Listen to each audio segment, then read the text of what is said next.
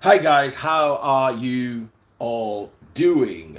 Indeed, today I saw a story that I wanted to share with you. Okay? How are you all doing? I'm Daddy Freeze, convener of the Free the Sheeple movement and leader of the Free Nation in Christ. I have two topics actually. I'm also going to have guests who are going to talk about education abroad, the pros, the cons, and what have you. So, first of all, let's start with this topic. I just recently posted it on my page. Apparently, some guy made a comment.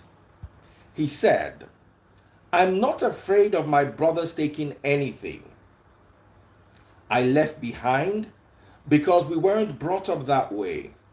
What I'm afraid of is when I die, my wife will find love again, and one Omoali man will now have access to my property via being in love with my wife. This I'm very afraid of." And he went on to say, "My wife won't near what belongs to me. My brothers won't near what belongs to me. It's meant for my wife and kids. My wife too shouldn't take what belongs to me to another man. It's meant for her and the kids alone. If you want to find love again, find it, but don't take mine to another man." So let's discuss this. First of all, don't let me lie. And I'm sure every single man has thought about this before. That, what if my wife leaves me? She's going to take my property, and then another man is going to come and be giving her inside my property. There are many solutions to this. First things first, you need to realize, someone said, is another man enjoying Kobe Bryant's 400 million? If he's not, he will one day, whether you like it or not. Now, first of all, I don't owe my brothers anything. I'm lucky my mother raised us well, and every single member of my family is successful. I don't think I'm going to give anything to my brothers or sisters or my dad or my mom. What are they doing with my property? Don't they have their own? Of course not. Zero. They get zero. As in zero, not even nothing. My property belongs to my wife and my kids. Now, there are those thoughts. No matter how free you are, no matter how easygoing a guy you are, trust me, it would cross your mind. And it has crossed my mind before. What if you don't understand? It goes beyond property. I'm more worried about, because when a woman falls in love with a man, the tendency is, especially a Nigerian woman, is to bend a lot of things, including ideology. I'd rather my wife, God forbid, should I pass on, shares my money with another man than submits to another man's ideology. That to me would worry me more. Do you understand? For instance, God forbid, should anything happen to me and my wife happens to meet some good-looking guy who goes to a Pentecostal church and believes that on. Sometimes people will compromise things and say, okay, well, it's just religion, let me just leave it. I'll worry a bit more about that, because if my kids are young, that would expose them to exactly what I was running away from. If my kids are 18 and above, it's very hard to tell an 18-year-old that if you don't come to our church service, God will not bless you. It's hard. But with kids below 10, or maybe should I even say below 15, the manipulation is real. That I worry about more. But even that I have no control over.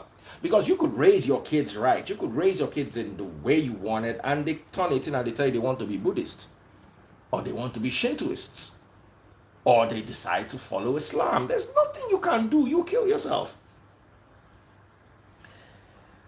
And there's another hack, and that is my hack, which is to leave as little as possible behind. Enjoy what you have while you're alive. Make sure you take care of people around you. Do leave something. It's good to leave a house or two so that your children can use it as a monument. Oh, this is our dad's house. They can decide to keep it, and anytime they're in the country where the house is located, they can all have a room, or if they're not doing well, they can rent it out and share the proceedings and eat. You understand? But beyond that, you're gonna get a house. I would have enjoyed my money. I don't live in my father's house. I don't drive my father's car. I don't wear clothes my father buys for me. I don't use his connections or anything. So why should I raise kids that I'm going to be feeding in old age? That I don't see as a good thing. I'll give you as good an education as I can, and I'll take good care of myself and enjoy my money that I worked for. So when I'm going, I'm not worried about what's left. I remember driving with a friend of mine in Victoria Island, and I saw a BMW M6 belonging to a late club owner who had passed on. And I stopped to price the car. I was like, this car is for sale, convertible, red, beautiful. And I was like, how much is this car? And the guy was like, the car now 1.8 million. Do you know the guy bought the car 18 million? Or something around that price, if I remember clearly. And they're selling the car for 1.8 million. And as we're driving, the guy who sat down beside me was like, oh my man, say car na nonsense. So say how you go buy car 18 million, they go come they sell the car 1.8 million. Say is it not better that he had bought land and houses? I laughed. I said, that's the kind of way I want to live my life. I want to buy something of 18 million and use 16 million out of it. So when I'm going, I will leave you 1.6 million. Instead of me buying something of 30 million, I'll now leave you something of 300 million. Why? Are your hands paining you?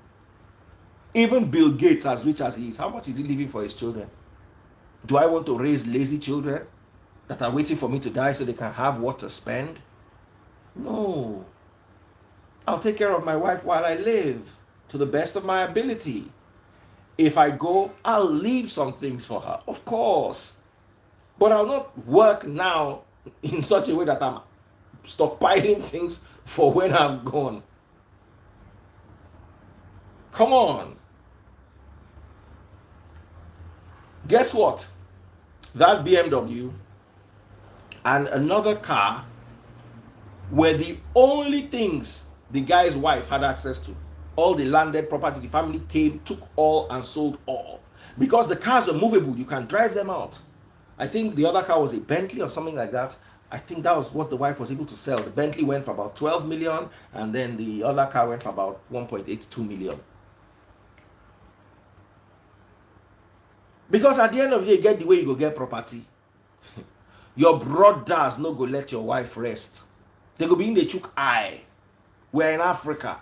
They go be in the chook eye. They'll begin the chook spirit. They'll begin they do juju on top your own property where you work for. And that's especially for people who live extended family lives. I thank God for because my mother is Oyinbo. We had a very nuclear family. My dad brought in a lot of externals, but we kept it very nuclear. I talk to my sisters as much as possible. My uncles, once in 3-4 years, I think that's a healthy dose. Anything above that, nah. Cousins, I have 1 or 2 cousins I speak to regularly, or should I say semi-regularly. But I'm close to my mom's kids and also one or two of my step brothers. And everybody seems to be doing quite okay, at least okay enough. I don't see my sister wanting to inherit me. I don't see me wanting to inherit my sister. I don't pray for my sisters to die. I'm sure they don't pray for me to die too, but it's just thoughts that we need to come up with. And we need to be less material with material things. A lot of us try to stockpile in this world, and then we're now holding on to this world, forgetting that a guy who's richer 10 times than me and you woke up one day, drove to his site, had Rolls Royces and Bentleys and all the exotics, and the site came down on his head. What does he want to do? 2 hours earlier, he was alive, he was healthy, he wasn't sick, he didn't catch COVID. COVID came and went. And then one day your own building falls on your head. Another guy is driving to the airport, stops over for a few minutes and goes. Life is fickle, transient. So you've got to be very careful how you apportion your wealth. And another thing you need to understand is when you're gone, you're gone. No matter how much your wife or your husband loved you, they'll probably give you a year, maybe 2, maybe 3, maybe 5, but they're not going to wait forever. They're not going to be single forever. Do you really think, even if you die at 70, your wife can remarry at 75? What are you going to do? Are you going to kill her? Are you going to come and haunt her as a ghost and be disturbing her all up and down? It's the hard truth. There's nothing you can do. It's beyond you. Don't worry yourself about those things. Enjoy what you have now. Tomorrow is not guaranteed. What you have is your now and your reflections of yesterday. Tomorrow is not guaranteed. Enjoy what you have. Save, you see, be wise. Don't, Daddy Free said, enjoy what I have. I just go and remove. I have exactly 10 million in the bank. I carry everything. I go and buy a car and now I don't have weight. Nah. Always make sure you have savings. Always make sure you have investments. Always make sure you have some property, but not to the point where you're living for it. Have investments. Think about the future. You do want to have an easier future. Work, but don't overwork yourself. I was discussing with Taste Buds, all my cousins in Romania, they're either one child or two. I don't have any Romanian cousin that has 3 children, that they are 3. It's either 2, Teona and Taisia, Aline and Marchan, those other ones? Even my mother, they're twins. My mom and her brother Gigi, finish. But they born plenty. Then all my cousins either have 1 or 2 kids too, just like their parents. So Romania is underpopulated. They were in 1960, they were 18 million. This year they are 19 million. Between 1960 and now, Nigeria went from 45 million to 210 million. In the same space, Romania went from 18 million to 19 million. So our parents too have gone to carry load that is bigger than them. And if there's anything anybody knows about me, I don't carry anybody's load. The fact say, be my papa, be my mama, you go carry load with big pass, only you go carry them. I go the day behind, I go tell you, pele, but beyond that, you know, see, if person won't die, if person they die of hunger, I go come out. But say, I go begin, they push you, they no, fam. I don't carry load that is not my own. For my mental health, none of my extended family members carried me as load. And in life, I believe in give and take. I'd rather help somebody that is poor outside than go and start help. You've not noticed that you get the way you go help family, you go turn obligation. The day where you know do am, you go turn like say you dey stingy. Let them know from ground, say I stingy. From ground. Now me go even tell you, say, if they're introducing me to a cousin, you dey, oh, my name is Femi, oh, my name is Daddy Freeze. I'm very stingy by the way, just know. From ground, make you know. So you no go cause fight. Because if you know, say, oh, that my stingy uncle or my stingy cousin, that is extremely stingy. Oh, tell me long. Then that daddy fees, the guy move well, just why not small, go give you 100K now, more go try. Know that I'm stingy. I'm not stingy to my mother or my mother's children or my dad. No, but anything that goes beyond family, turn extended, stingy. Well. Because there is a limit to which you will stretch yourself thin. You will not be able to take care of yourself. They say sometimes, if you try to save somebody when you are drowning, the two of you will drown. Sometimes you just have to let some people drown. Because you two of you will drown. So at the end of the day, what did you achieve? You achieved an attempt. It's even good if you can save the person from drowning and you drown. It's good. Most cases, the two of you, you can't swim to, you can only swim to save yourself. You now want to be saving another person. Una go drink water tire. Do you know that if you could swim and you are in a boat that capsized, the first thing you do is anybody that comes there, you go, they plank them, give them blow. That is, let me tell you, it's what you are advised to do. Because those that cannot swim are looking to hold anything that floats, includes other swimmers. So they will hold on to you. How much energy do you have to? And they'll hold on to you with a death grip. So imagine you having 2 arms and 2 legs, and one person holding this arm, one person holding this leg, one person holding this arm, one person holding this leg. They will drag you down. You can't swim with your head. So if you are in that situation, as they are coming near you, now one guy tell me, say he just saw that everybody was, there were 2 of them that could swim. As the boat capsized, he saw them drag the other guy down. Then they were coming towards him, blah, blah, blah, blah. They were coming, were just giving them blow. Bish. He carried the paddle. And I was going on. I thought that was very cruel. He told me, he said that's the only way he could survive. So as they were coming, he was planking them back. They were coming here, he was giving them back. Don't come here. And it sounded cruel. But sometimes that's what you need to do. It's called the law of self-preservation. Preserve yourself. The one that could not preserve himself went down, even though he could swim. Sad. You can swim, but you still lose your life because you can't save everyone. So, try it. Introduce yourself to your family members as the one that is stingy. You need your resources. You need it. Growing up, our parents would take care of them. We had those stories growing up.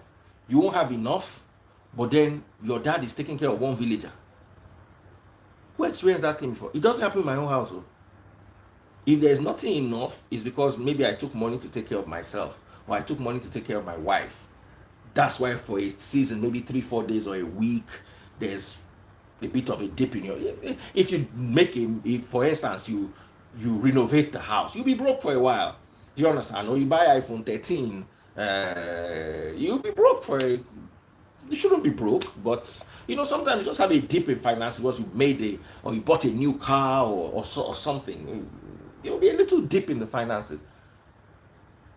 But you see, when we're growing up, we used to hear the stories plenty. One villager will come, and then I don't know what my parents did to involve themselves with the villagers, what contract they signed so that they were to take care of the villagers. I don't know, and I don't care. But luckily for me, no villager took care of me. No villager is entitled to anything. If they come to me, I'll give them feeding money. I'll give them transport money. If they're really broke and sick, I'll help. But beyond that, you're matching the line. Go back.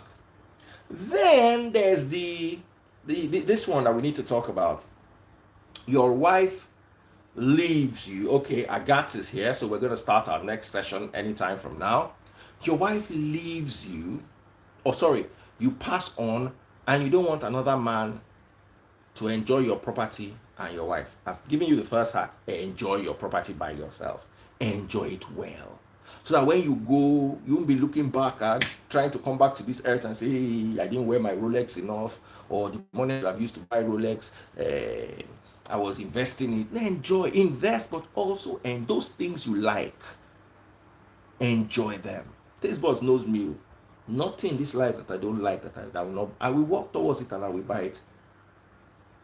I will not come and tell the church to come and dash me. I will not tell the church to come and pay tithe and sow it to me as seed. No. But that I will walk and not enjoy what I like. You will fight me tire. I no go here. Secondly, you have to realize that even if you are alive and your wife leaves you, she's going to be entitled to some of your property. If you're wealthy. When I was going through my divorce, my ex was not entitled to any of my property because we're more or less equal. And to be honest, she didn't ask for any. At the point what she was asking for was maintenance, and I told her that's not going to work. She tried to throw some things around me. I should rent house for her. I ain't gonna rent no house for you. You work in an oil company, rent it yourself. I work on the radio. You work in oil company. Radio presenter who's now going to rent house for oil company staff. We are not in the America where you get those kind of privileges. In this Nigeria, thankfully, because America, people, if you're not careful, they will rob you, you pay child support till you die. I wasn't going to be part of that. And I quickly let them know from the get-go, whatever you want to do, however you want to take it, nah. I don't want to hustle beyond my age. And sometimes when a divorce happens, there's the tendency for one partner to spite the other partner by putting a heavy load on them. Women do it. Men don't often do it, but women do it. You are leaving me, Abi. Oh, you don't know what I will do to you. I will make sure you go broke. I will make sure you beg. From the ground, don't know, say now your strategy be that. So, see 1 naira first. That money that you want to see, so I will go broke paying lawyer to fight you. Because if I give you the money and I go broke, you have more money to fight me. So let me use that money to pay good lawyer that will fight you on my behalf, so that I'm going broke, you are not getting richer. It's out of war. When you go divorce now, war. Whether or not they tell you now, they don't tell you now, divorce now, war. Forget anything when they tell you. Most people say, oh, the kid spent today with me. Oh, we're going to have a family picnic even though we're divorced. Nonsense. No, they do all those kind of things. Me, I don't believe in them. A smart partner will tell you that, and they'll be fighting behind in court and quietly coming. They'll be giving you heavy court papers. They'll be blocking your move, but they'll be smiling with you. No, don't need to smile with me. Quarrel with me. If you smile with me, say, let me go first start the quarrel. So you go know, say, the war they on.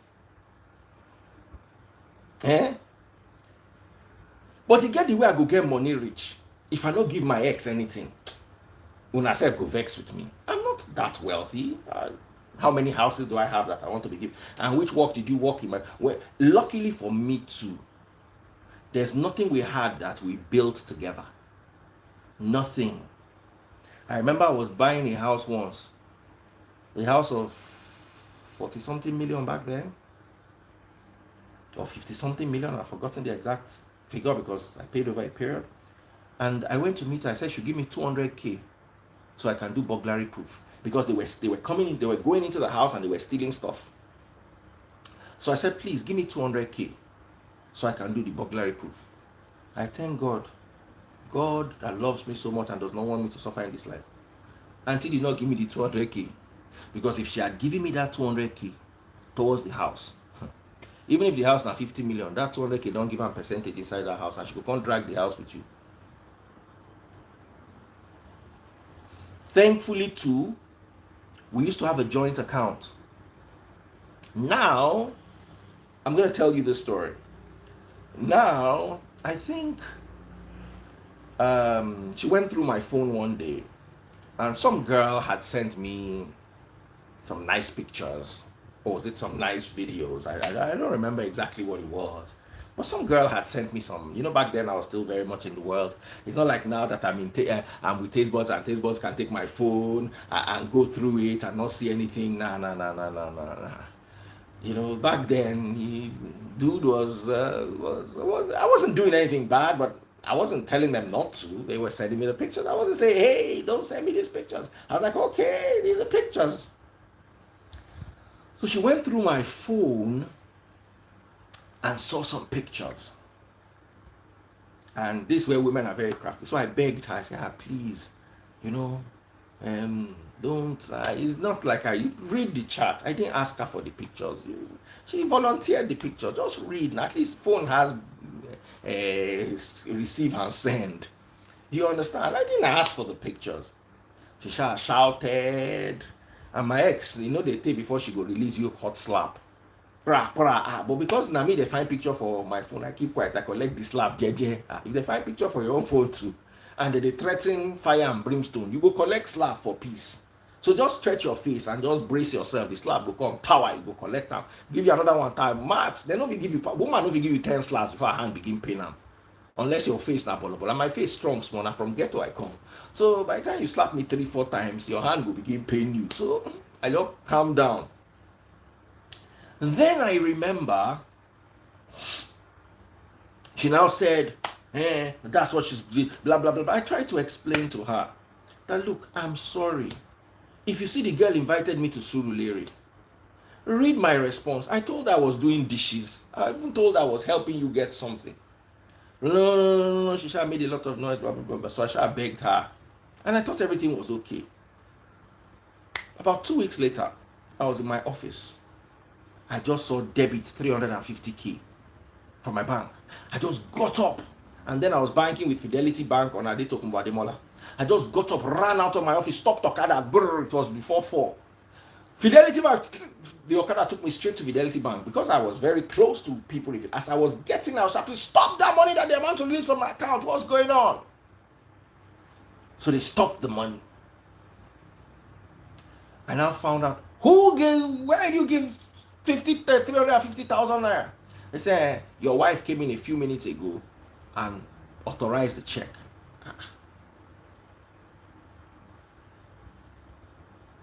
I was weak. You came in and authorized check 350,000 naira. No problem. So I went home. I said, how dare you go? It was a joint account. I opened it in my name and her name. Why? So that God forbid, should anything happen, she'll have access to money. Now, I did not make it a spending account. You are working, you have salary. You understand? I made it emergency. It's like the way I know Tastebud's bank details, I know her token number, but I don't go there. And she knows mine. And she doesn't go there. She knows it just in case there's an emergency. I remember one day I traveled, I came back, and I saw that they had removed 10K. 10K was not much. I'm talking about 12 years ago, 13 years ago, or 15 years ago, Seth. 10K it wasn't small money. It wasn't, what? My question was why? There was no iron in the house. I'm like, Auntie, are you not working?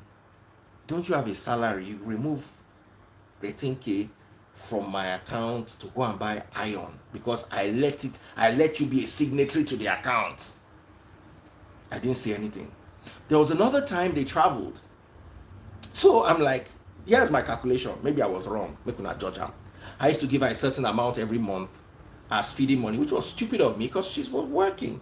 I'm paying the bills, paying the school fees, and why am I giving you any amount for feeding money? Don't you have a salary?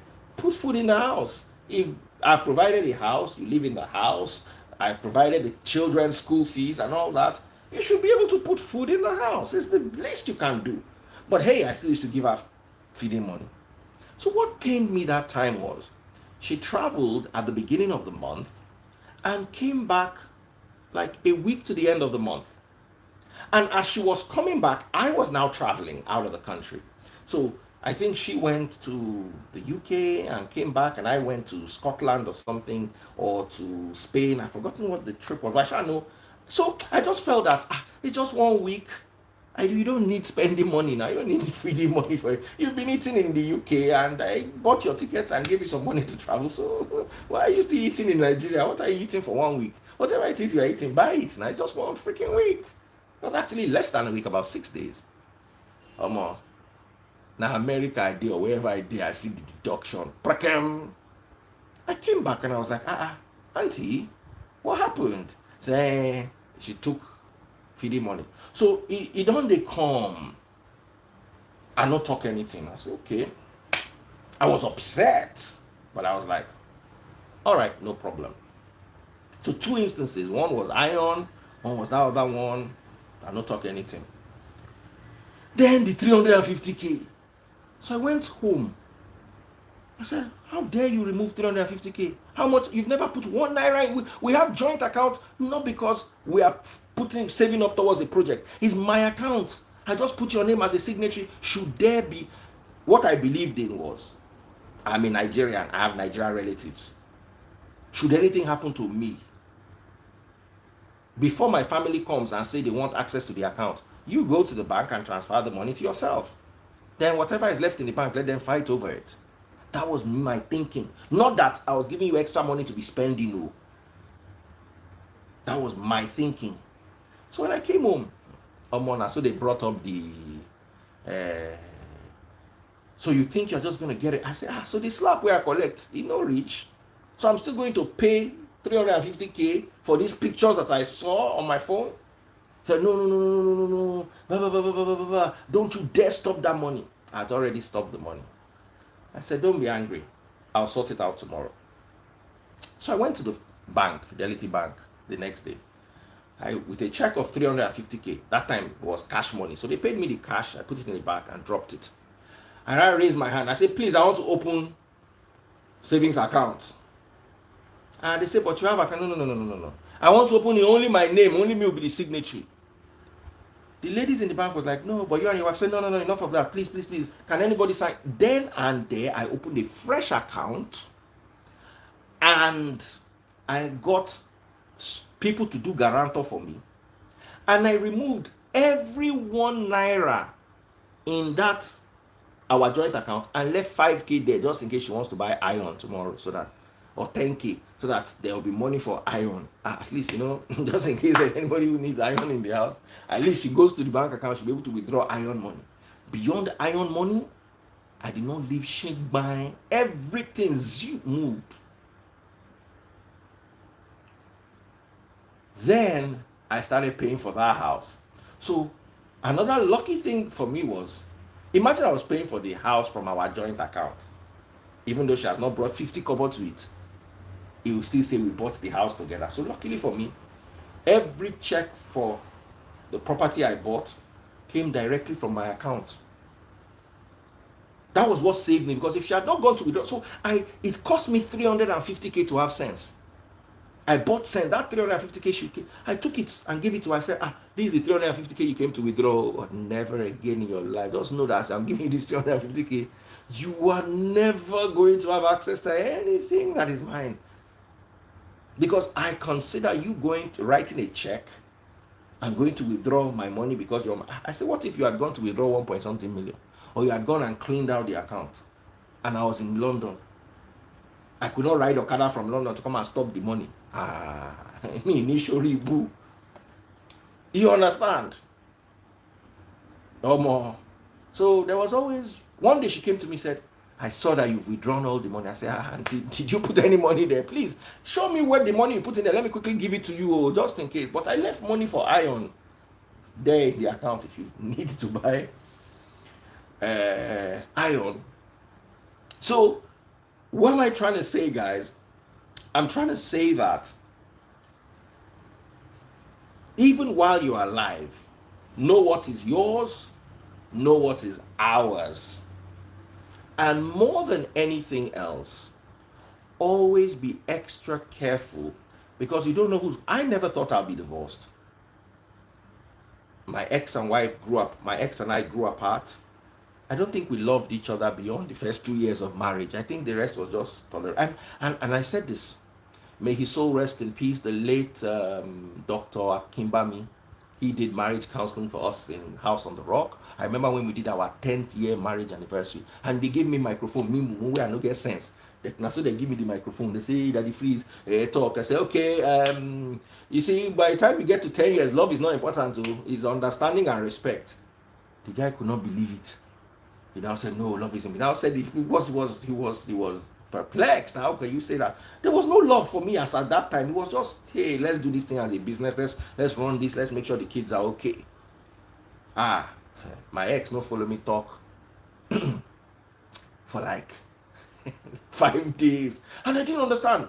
We now went for some party. Julius' wife was there. AY's wife was there. A few people showed up. You know, I didn't do anything grand. What am I celebrating? 10 years. 10 years of what? Am I happy? You know? So, throughout the game, I noticed she was giving me cold shoulder. I just told her, Auntie, don't be angry. It's not like anything. But I said what was in my mind. And so there's no love. There was no love. Love had died since. We're just managing each other and trying to manage things. And guess what? It's still, I never believed it to end. I just believe that marriage is not something you enter with love. I had the old school mentality, the nonsense mentality. Hey, marriage is meant to be endured. They fed my brain with all sorts of garbage. And I kept feeding those things in my mind. You know what? Okay, no problem. We're going to make this work. We don't need to love each other. Blah, blah, blah, blah, blah, blah, blah. Someone said, your ex beat you tired. I'm a very strong man. I grew up in the ghetto. Ask my ex. At Iraq, that street I come from. But you see, the moment you touch a woman, the narrative changes. So it might be powerful all you want, but that power ends the day you see woman. As you see, what's his name? Anthony Joshua. If he marries short girl like Simi, small girl like Simi, one day they quarrel, Simi give him 6 slaps. Now so he go stand like this, collect him. Nothing way if he do. And Anthony no get Joshua that day. Now quiet, he go quiet, they look him. Because if you push him like this, he hit me. That's how woman go begin to sing for you. My ex don't do it for me before. Make I give you gist. Hey, I don't know anything. That's how one day we started a quarrel. I don't want to go into the details of what the quarrel was. And we're quarreling. And I think she was on the phone talking to somebody late hours, and so I was like, give me the phone. So I was like, I'm going to take that phone from you. I came to her. She just started shouting at the top of her voice, neighbors, help me. He wants to kill me. He has a knife. I'm looking like this. Then she did like this to me. I don't know if you ever forget this thing. See, then she continued shouting, neighbors, he's going to kill me. He has a knife. And she like, Papa, that's the day I began to fear women. My daughter was there. I showed her my hand. I said, is there a knife? There was a day we had a quarrel. So my wife jumped at me, my ex-wife jumped at me and grabbed my shirt. As she grabbed my shirt, only she can't fall. As she falls, she dragged me. You know, as I was falling, I did my hand like this. I was shouting, children, you can see I cannot touch her. She fell by herself. I raised my hands in the air and literally fell on top of her like this with my hands in the air, showing the children that, please, because tomorrow she will say, I stood on top of her and was beating her. You know when somebody jumps at you, as she jumped to lock my shirt, she just slipped under me. As she was sleeping, she just used the shirt, pulled me. As I was going down, I raised my hands. Hey, woman. They say they go beat you tired. Nothing what you feel do. That once in a while when you slap her back, and I will not lie, I cannot say I've not slapped her back before. I did not hear the last of it.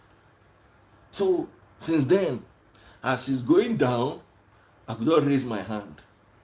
So when people are saying you people should have lived apart, separated, I don't know, how am I separating for? How many years do I have in this life? The only thing I separated myself from is from foolishness and senseless doctrines and nonsense traditions. From the moment I started my divorce, my life became, I did not know that human beings can live and be happy. I just thought life is something you manage. You wake up every day, there's a nice meal. Of course, there are issues. Even taste buds and I quarrel from time to time. It's normal, but we don't quarrel the kind of quarrel that there is no love. So sorry guys, we're supposed to have another topic today. I don't know if Agatha is here. Agatha, let me bring you on. Yes. Guys, I know you guys really enjoyed this session. I just said I'll just discuss it with you. Just me ranting. Nothing spiritual. Just Agatha. Hey, see as you find to do. Now, guys. How to wave like you. What's the other guy's name? Let me invite him. Yes. What's his name? Soloistic. Soloistic. I've seen him. So I've added him. Now, guys, We're going to talk about living and schooling abroad. What are the Chairman, ups and good the evening. downs? Sorry, guys, I was sleeping off. Let me tell you the story today, so you know. I was already sleeping off around 10:30. I was like, I will not be able to wait to this 11. You know what? Let me open the live and start gisting with them until when you come now. So the gist come long past the waiting. So please, my apologies. This was what we're supposed to talk about today. So I'm going to hand over to Agatha. Agatha, you're going to coordinate this. Now you tell us, what are your experiences? You've studied abroad, you're currently studying abroad. He's also studying abroad. You see, there's this myth that Nigerian education is bad, Nigerian education is useless, it's best to study abroad. I'm one person who only has a first degree. I'm sorry, guys. I'm not like Agatha. Agatha is probably on her PhD now. I just have a first degree. I was talking to my younger sister who's a medical doctor, and she told me she used to read 13 hours a day. As she was talking about it, I was catching cold. I was like, 13 hours? I can't read 30 minutes a day. I have very short attention span. Now, as I'm older, I can manage because I need to come and teach a church doctrine. So I have to read. So maybe I can read maybe 2 hours a day, not on every day. But growing up through the university, I struggled. If I read 30 minutes, I'll read Car Magazine for like 2 hours and I'll be able to read 30 minutes. I knew my limitations and I promised God, I said, God, I prayed about it. I said, dear God, if you can just see me through this university, I will never disturb you again with any form of education ever. As in, just let me finish this university. I will never. And God also, I finished with a 2-2 and I moved on, and since then I kept my word, I kept my promise. But you guys, I'm sure you have some level of postgraduate studies, and you live abroad. What country do you live in, Agatha? For now, the US. And you, what's your name, gentlemen? Solomon, Solomon. Soloistic is your. So, Solomon, where do you live? I'm also in US. In the US. Okay, so let me hand over to you guys officially. Tell us about living abroad and getting an education abroad. The ups, the downs, what we know, what we don't know, what we understand, and what we don't.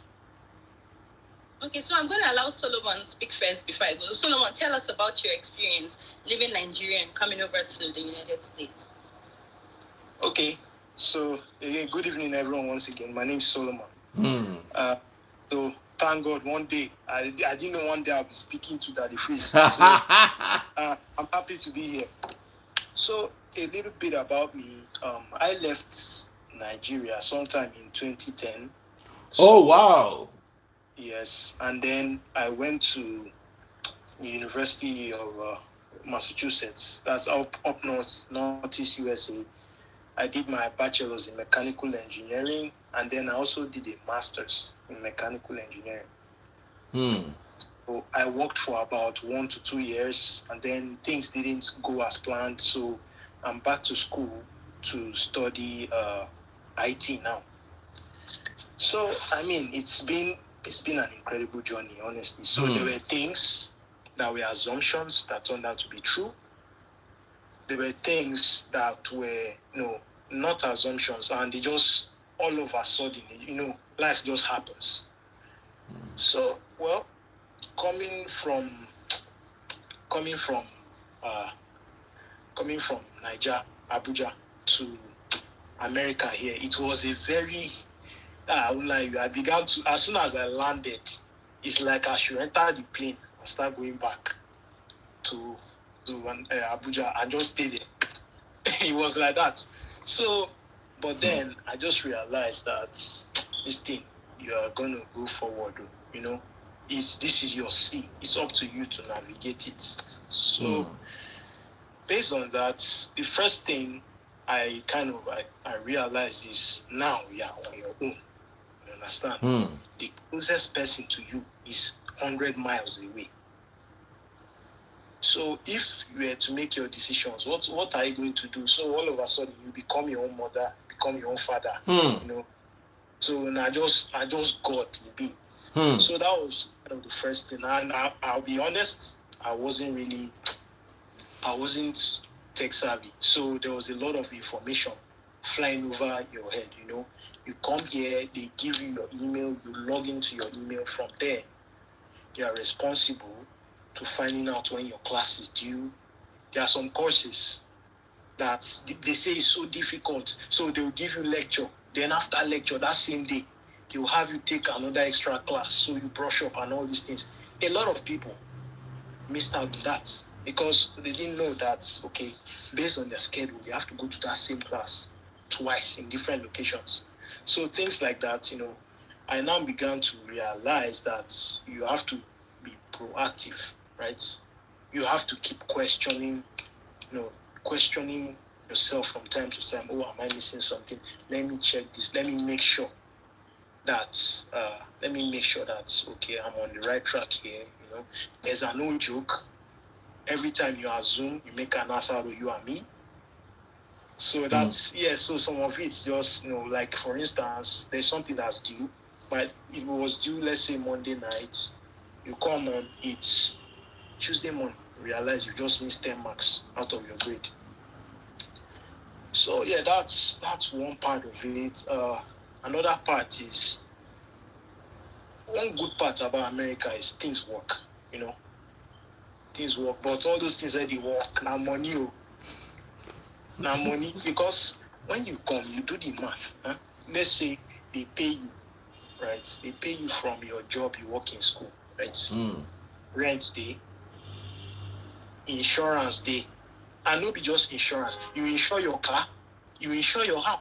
There's places you go, if you don't have renter's insurance, you cannot rent any apartment there.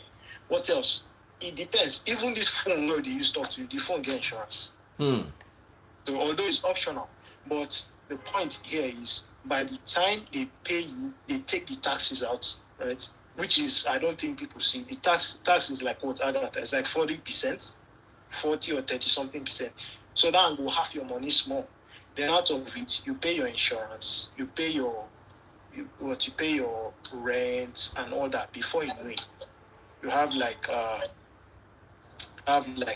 30,000 or so equivalent in naira to spend for the month. So it's now up to you to kind of manage yourself and go along. Another downside to this is people don't see this. In Nigeria, all they think about is man, he did kill in this study.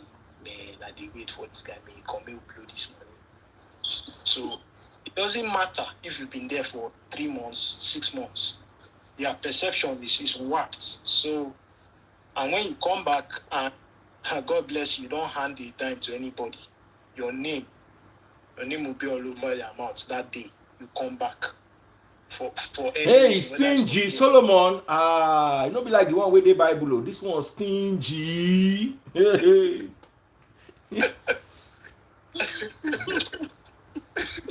So anyways, I was also making notes. So in terms of what I've experienced, they are like I put them into advantages and disadvantages. So some of the pros with America is, first of all, the security. You go out, you can walk around at 2 a.m. at night. Nobody's coming to get you and all that. For here, they do ritual. I don't know what happens to Africa. Is it that when the thing goes over Atlantic Ocean, they cancel? I know. No, the jazz they inside their head. No mind them. Ritual not America now. Not in Europe. It's just in Africa there. So that's the first thing. Nobody will tell you, hey, if you don't join this movement now, we'll go off you. Nobody will tell you such a thing here. Yeah, you have that leisure, you have that space to expand and kind of explore your knowledge. And also, there is when you go to class, they teach you theory. They also teach you practical. When time comes, your 300 level, that here they call it junior, that level, you go out to industry, you go and do your IT. You see things from a practical point of view. And then you realize when you go into the workforce, you might do something entirely different, but it's related to what you're doing. So on that note, but I feel like the education the education with Niger is honestly it's tough to say. I don't think everything there is bad because schools like ABU, Zaria, Unilag, Covenant, there are people in the school, when they come here, they will outperform everybody. You hear of stories of people I think there was a guy in Unilag, he built a car or something like that. So, yeah, that one day, but how will I say it? It's not efficient as here. Here, they use computer and everything to teach you. Understand? So, it's, how will I say it? They give you that perspective that you're not just getting this degree because you want to get this degree. You are getting this degree because you are training your mind to be a problem solver. You are training your mind to be analytical. That's for engineering. They'll have you, yes, they educate you to a point where you can push the limits. So you can question what's in place and say, yes, why has this thing been done like this since whenever? So, but whereas speaking to one or two people with Niger, it's kind of, okay, this is how it is. This is the standard we are going to follow, and that's how it's going to be. No, it's, this what things are changing every day. So, and as a result, you want to be able to be adaptable with it. So, in other words, opportunity for growth, healthy environment, and everything. No judgment. Nobody will be, oh, why this one they do this? Why are you doing this? You have that space. All right, let me hand over to Agatha. Solomon, don't talk about the Big shout out to ONG. ONG, how you doing, brother? I see you. Okay, so let me clear something, right? This is everything Solomon has said is based on his own experience. Because while he was speaking, I was also trying to read the comments, and I saw people saying, "Oh, there are differences in school, in the countries." Like somebody in Canada and UK, and that's totally true. And everything Solomon has talked about is based on his experience and what he has seen. I'm going to go back to coming from Nigeria. Solomon told us about the US. I'll talk about Nigeria. First things first, if you're looking for a school abroad, right, there are certain things you have to have in order to be able to go to a school abroad. Some of those things are, there must be that statement of account. And let me say something. I know people do it. I haven't seen, but I know people do it because I used to work in the bank. Well, I have actually seen. When I was in Nigeria, I used to work in the bank, and then they would bring statements to us, and then we would look at the statement and compare it with what we have on the system, and we realize that most of those statements that people present at the embassy are fake statements. Look, I know it works for some people. Some people have been able to use those kind of statements at the embassy and have crossed over. But honestly, you don't want to stain yourself, because for everyone in the bank, we confirm that it's a fake statement. There would always be an embargo on you. You would never know why they keep returning your visa request. You would never know why they keep rejecting your request. But that's because we have already, or somebody in the bank has already given that report that the statement is fake. Try as much as possible, when you make up your mind you are going for any embassy interview or you want to go abroad, let your documents be real. Just try as much as possible, let your documents be real so that you don't stain yourself. That's one. Secondly, you have to also make sure that your certificates you are presenting are not fake. I know that there are people who fake WAEC or fake IELTS or maybe TOEFL or whatever. Make sure they are not fake. Now, one interesting thing about the embassy, and that's one thing Solomon said that I really liked. He said people will tell you so many things about traveling abroad that is not true, and that's true. There are so many lies that most times Nigerians blow things out of proportion. And I'm not saying everybody, but most people do that. If you want to travel abroad, they'll tell you, oh, do this, don't carry this, do this. Most of them are lies. You can go to that US site or you go to the UK site and then you read. All those information are on their site. The thing is, most times we don't have that patience to read and get every information. But honestly, the day you decide that you want to leave Nigeria, that's the day you decided that you will do every research that can back your journey. Let me tell you this. If you go to the embassy and you are rejected, given that blue paper, and I know a lot of people have experienced that, especially the United States Embassy, that blue paper, there's this section 214B, because I've been given like 3 or 4 times. It will tell you don't have enough ties to your home country. Look, there's nothing like you have to wait 6 months, 6 weeks to... At the embassy there, in fact, the moment you leave the embassy, you can go home and apply for visa. And I'm saying this because I did it. So it's not... All those things are lies where they'll tell you have to wait for 2 weeks or you have to wait for 3 months. It's a lie. If you have the money to pay for another interview, book your whatever and pay. And then there's something, this is just me speaking. There is nothing to confirm it, but I think sometimes when you are consistent with what you do, you might end up paying you. There might be a result. So I was denied the first time. I tried again, denied again, tried again, denied the third time, tried the fourth time. I was denied, and I'm like, wow, I'll just try one more time. And if they don't give me again, I'm done. And I tried the fifth time, and I was given visa. Like the interval between the fourth one and the fifth one was 2 weeks. That was because of date, not because anybody told me to wait till after 6 months or anything. But I'll say this, while this sounds very interesting, you also have to have funds.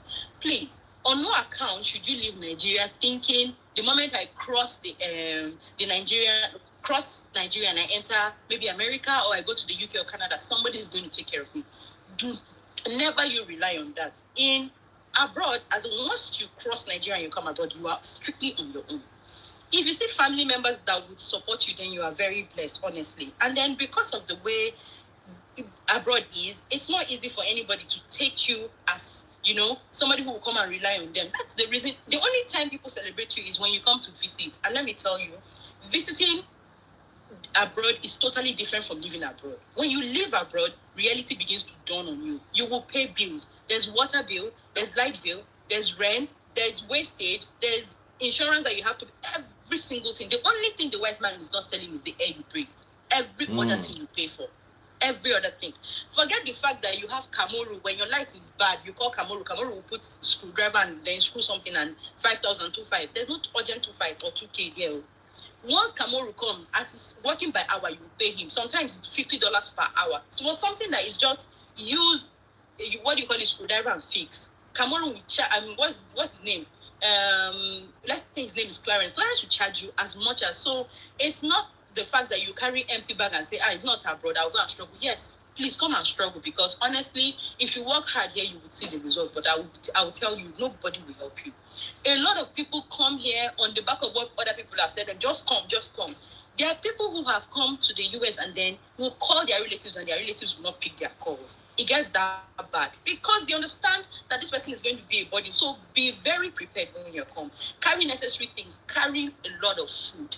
I will tell you this. You see clothes and all of that you wear. When you come to America, you can buy cheap clothes from, different stores that you can wear. Manage yourself pending when your legs can stand on the floor. But until then, carry food that you would eat, because the kind of food they have here is not what we have. We are very blessed. We have our natural food. You can go to the farm, literally go to the market, buy fresh fish and eat. No, it's not like that here. I don't know. Maybe for Canada, I've never been to Canada, so I really can't say. But I know in the UK, you have frozen foods and all of that. But in Nigeria, where you have fresh things to eat, it's not like that here. Whatever you are used to eating, carry it from Nigeria. Don't bring beef. They won't allow you cross, the airport with beef. Don't bring beef. Don't bring yam. Don't bring red oil. All those kind of things are not allowed. But your dry fish, well dried and labeled, you can carry those kind of things and then come. Now, before you also come from Nigeria, if you know people around, you can ask. People can go around, get a place where you can put your head. If you are going to school, remember, on your visa request, do not put your family member as who you are going to meet.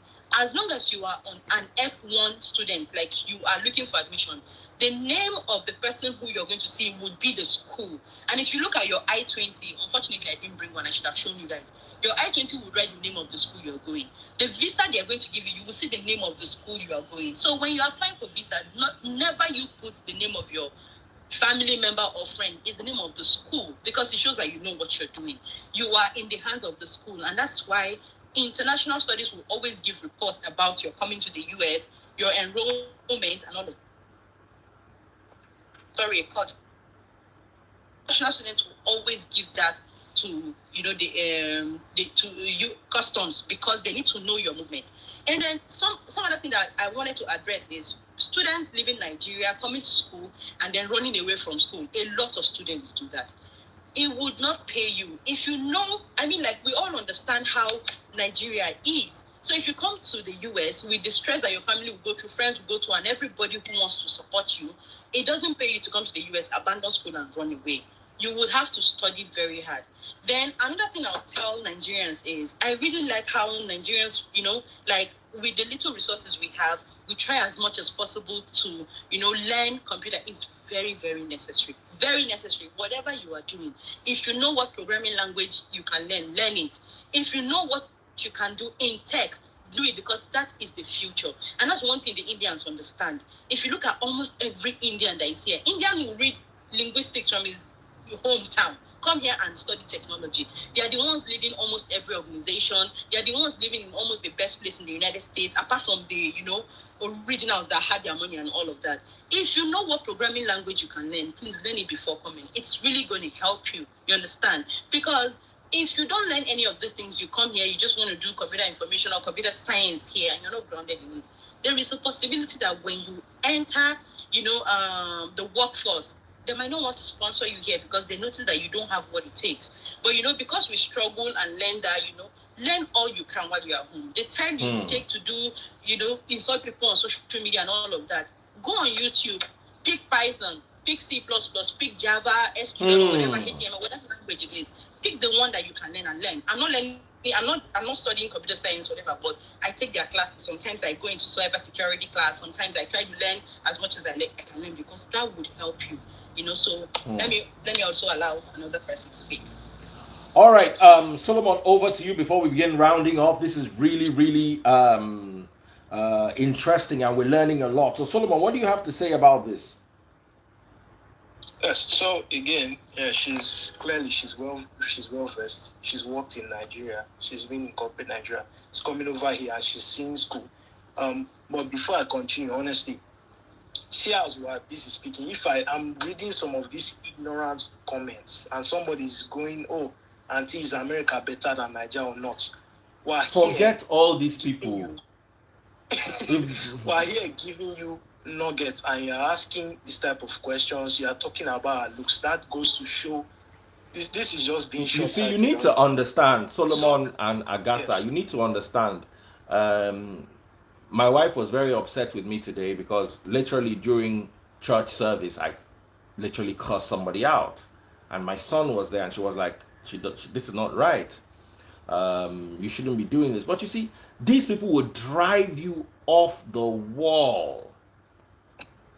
They will drive you off the wall. There's some people who can barely feed. If you see some of these people, there was one time somebody said something about my son, and we went to pick him up. If you saw this guy, yes, I saw that comment. If you saw the guy in real life, yes, I remember. He worked in, I think, one insurance company. Security firm or something. Yes, security firm. Thank you very much. The if you saw the guy in real life, oh, you'd be so as in you wonder. So it is you that is typing all this. You see, you need to understand that because phones cannot slap people. If your phone could slap you, your phone will. You get what you go type, your phone will come out and wire you slap. Adjust and realign your head. But unfortunately, a dumb person has a smartphone. What do you expect them to come and type? In fact, there's something I forgot to say, right? Nigerians, you have to learn how to write. I know social media has really spoiled the way we write. You say writing a full sentence or a full statement is very important because let me say, no matter how smart you are, how brilliant, because first things first, in Nigeria, the English we have learned is a confusing English. We mix both American English and British English, so we don't even know which of them we use. If you are going to come to America, there's a reason why they say write IELTS, write TOEFL. We complain. Why would we write when we are English speaking? We are not English speaking. When you come here, you will understand that the English we are speaking is neither here nor there. You see the way we write and we shorten everything. You want to say come, you write CM and all those things. It affects a lot of people because when you say write a 600, first things first, our school did not even teach us how to write. Most of us don't know how to write essays. Very important. Whatever course you are doing, well, I might not speak for other schools, but for so far, the education I've been able to acquire here, courses that we do, you would always be told to either write a 10 paper, write 3,000 words, write 2,000 words. People in the UK can bear me witness. You're writing 5,000 words and all of that. You have to write that yourself. All this short form that we do, you are cutting common just to write a full statement, just like a sentence, right? A 7 words sentence. Your short form, it is very wrong because it's when you come abroad that you begin to see that, God, what have I done to myself? When you are speaking, you're second guessing yourself because I know English is not a language and I know a lot of people say that, but the moment you decide that, see, I'm going to live among these whites and I'm going to behave like them, then you will live, see, you're going to unlearn almost everything you've learned from Nigeria and start relearning things here. No matter how good you are on the road driving, when you come here, you must learn how to drive again. You will do driving school, you will do driver's license. No matter the English you speak, when you want to come here, you read that their English exam to come here again. That shows you that our way is not working. It is really not working for them, and they don't even look at it. That's why you come here, you come like an apprentice and you begin to learn. And for those who think all these things we are saying is just to prepare people who are willing to come, I'm very, very willing to, tell people, if you want to come abroad, I am like your number one supporter, because the moment you come here, you will know your self-worth. Nobody would give you a job of 150,000. 150,000 is not money at all. But you can't even blame the employers, because that is where the economy is. But when you come here, you will see your true potentials. And honestly, seeing your true potentials is what all the life you have lived in Nigeria. If you have lived in Nigeria for 28 years, you see that 1 year or 2 years you do abroad here, it will show you everything you are made up of. The truth will be set free. And see, you see the journey of coming to abroad to come and school, it is worth it 100%. Please prepare yourself. Do everything you have to do in the right way to come here. Thank you. Awesome. So back to you, Solomon. Yes. Can I just add some things? Yes, sure. And also, you have to, one key thing that got it going for me is being organized, reading and writing more. When I go to the embassy, there's a checklist I always use. So the final step is to go down that list and tick off one by one all the documents. Went to the embassy officer that day to renew my visa.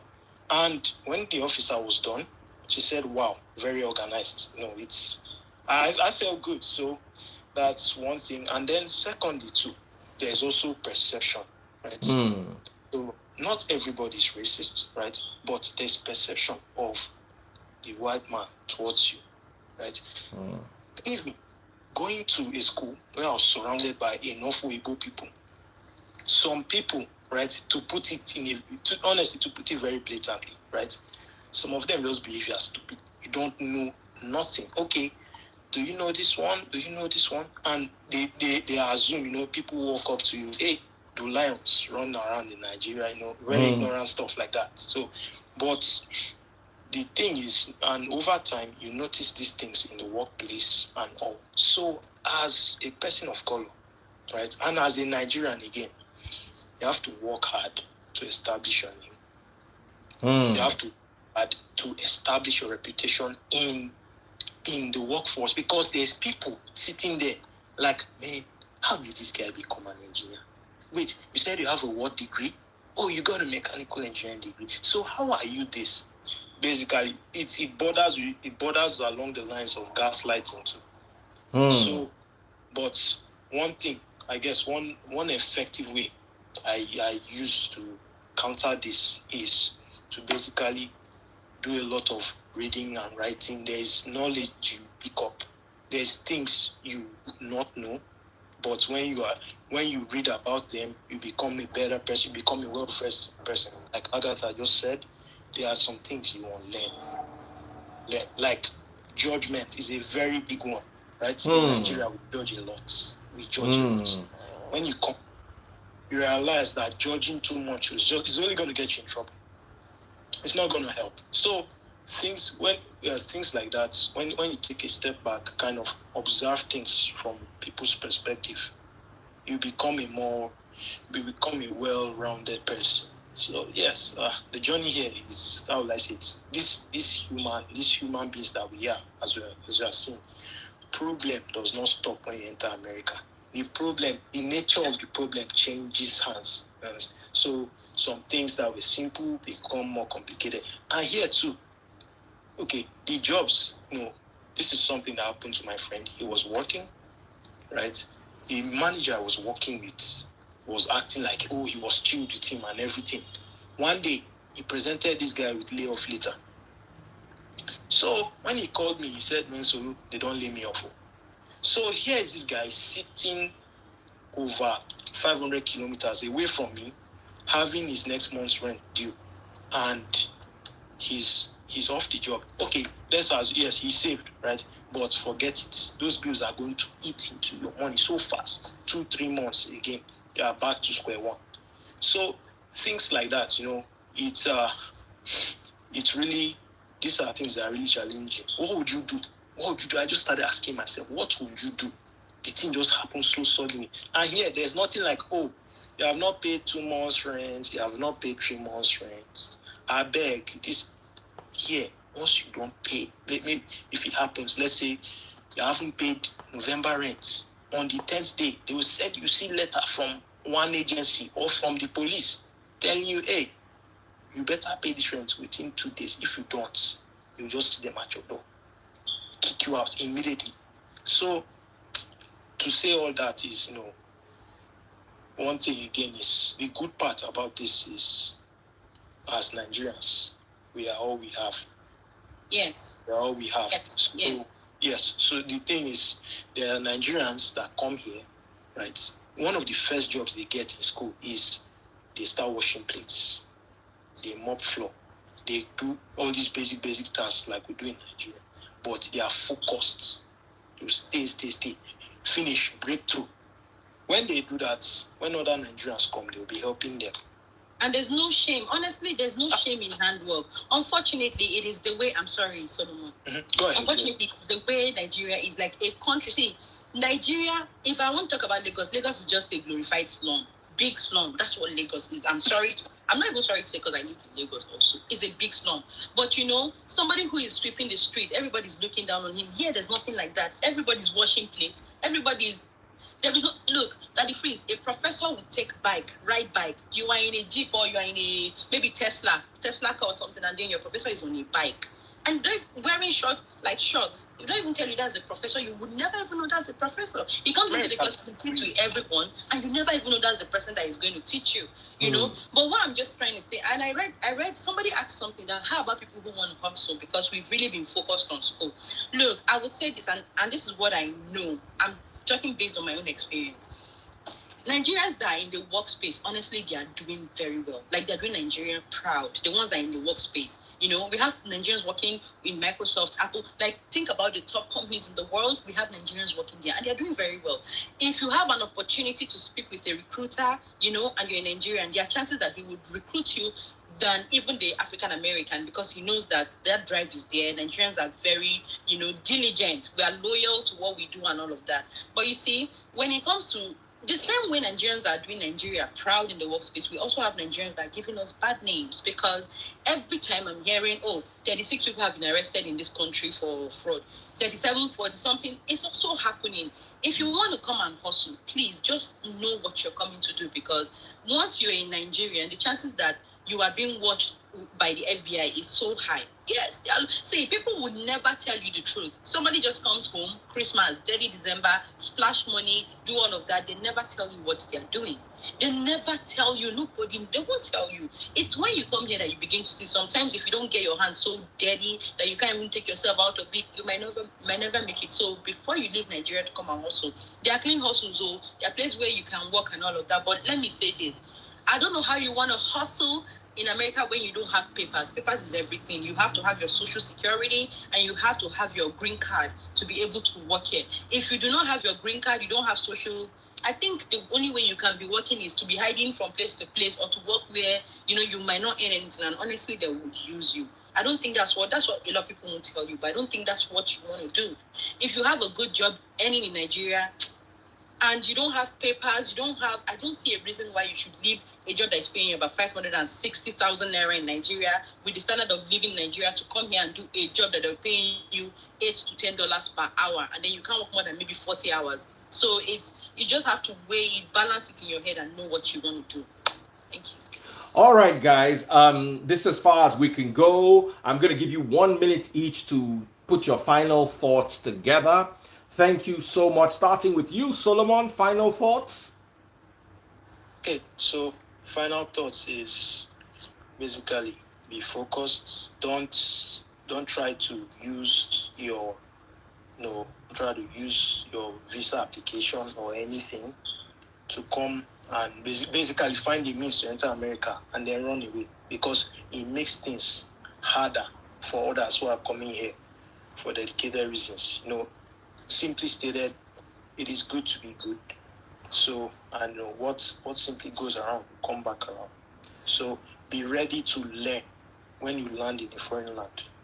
One thing I would never, or I would always miss about Nigeria is community parenting, right? There are some core values that you apply while learning things in a foreign land that will drive you far way ahead.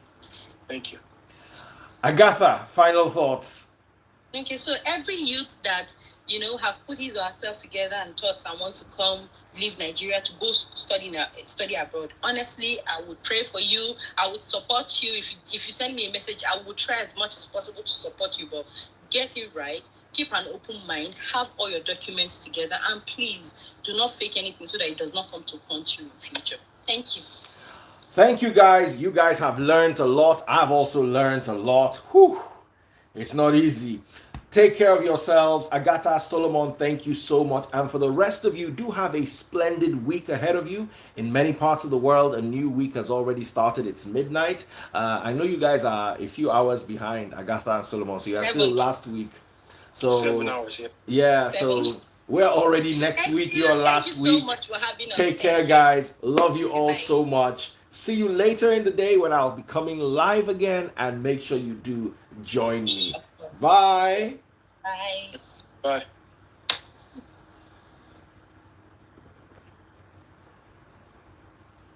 Awesome session it was. Do take care of yourselves. Love you all. Take care.